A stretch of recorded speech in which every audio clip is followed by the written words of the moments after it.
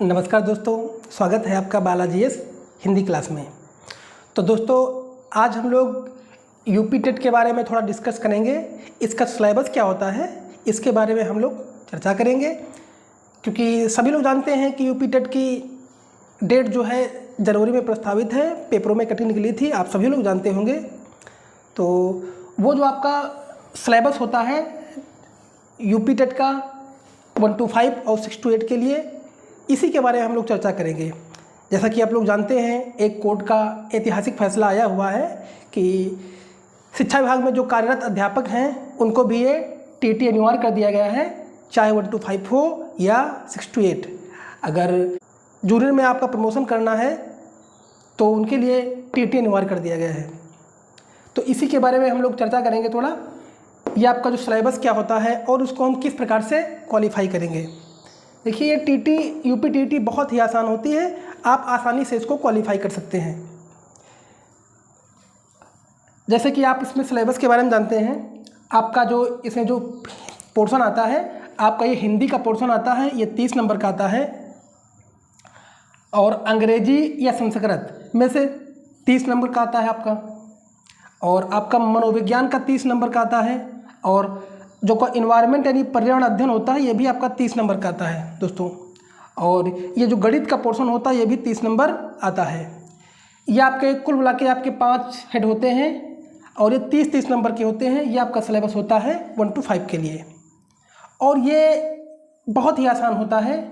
आपका जो ये वाला पोर्शन थोड़ा होता है, ये लड़कियों के लिए थोड़ा कठिन होता है, लेकिन बहुत कठिन भी नहीं होता है। अक्सर जो लड़कियां होती हैं, इनको इसको टच करने में थोड़ा दिक्कत रहती है, लेकिन ये इतना टफ भी नहीं होता कि वो लोग कर नहीं सकती हैं। और बहुत सारी लड़कियां भी होती हैं जो इनको जो है क्वालिफाई करते अच्छे मार्क्स लाते हैं, लेकिन 60 से 70% लड़कियां इनको बहुत कम जो है इग्नोर करने की कोशिश करती हैं। ये बहुत ही इम्पोर्टेंट पार्ट होता है गणित का। तो सबसे पहले ये जो हिंदी का पोर्शन आपका होता है, ये बहुत ही इम्पोर्टेंट होता है। ये फ्री के नंबर होते हैं, इसको आप आसानी से क्वालिफाई कर सकते हैं। इसमें आपको सिर्फ हल्का देखना होता है। अगर आप 1-2 महीने इसकी प्रैक्टिस कर लेते हैं तो आसानी से आप ये पोर्शन कवर कर लेंगे। अगला है आपका अंग्रेजी संस्कृत। अब देखिए, इसके 2 पोर्शन होते हैं आपके, अंग्रेजी और संस्कृत। इसमें से आपको ये वैकल्पिक है, या आपको एक चॉइस करना होता है, या तो आप अंग्रेजी ले लीजिए या फिर आप संस्कृत ले लीजिए। ठीक है, इसको आपको क्वालिफाई करना होता है। ये 30 नंबर होते हैं। और मनोविज्ञान का पार्ट 30 नंबर का, इन्वायरमेंट, ये बहुत आसान होते हैं। अब ये पोर्शन तो होता है, लेकिन इसको हम कवर कहाँ से करेंगे। बहुत आसानी होता है कि स्ट्रेटजी आपकी मैं बता रहा हूँ। सबसे पहले आप लोग जानते हैं, इस सिलेबस में सबसे अहम रखता है जो ये किताबें हैं SCERT की, UPSC की जो किताबें हैं, इसको आप सारा अध्ययन कर लीजिए। अगर आप 4 से 8 तक की सारी किताबों को आप गहनता से देख लेते हैं तो आपके 30 नंबर 30% तो आपका इसी से कवर हो जाएंगे, अगर आप अच्छे से देख रहे हैं। और दूसरे जो आपके पेपर हैं, जो बहुत सारे पेपर आपके हैं, जो पेपर हो चुके हैं प्रीवियस पेपर, उस पर आप फोकस करिए। तो 40% इसका पोर्शन आप कवर कर लेते हैं पेपर से। अगर आप इसको आसानी से अच्छे से देखते हैं, गहनता से देंगे, तो 40 से 50% भी आपका हो सकता है। 40 से 50% आप इससे कवर कर लेंगे, तो आपका 80% यही आपका हो गया। बचा 20% आपका अदर रहता है।